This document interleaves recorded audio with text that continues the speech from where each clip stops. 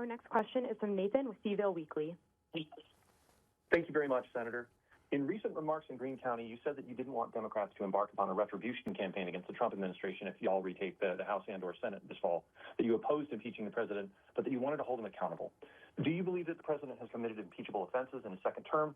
And in practice, what would accountability look like for you as opposed to retribution? Well, Nathan, I wish you would have been there, and if you would have heard the full answer, even the lady who asked me the question ended up agreeing with me.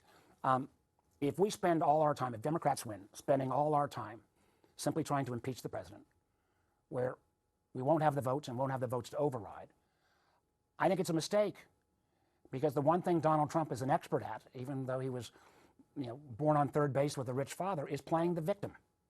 Nothing could revitalize Donald Trump more than allowing him to play the victim, particularly when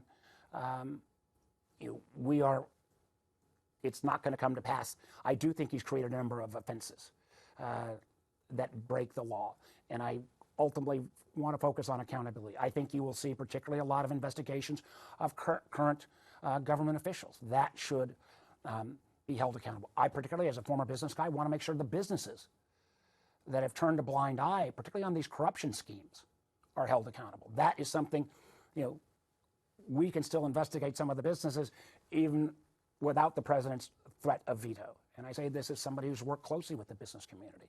And the corruption levels are obscene.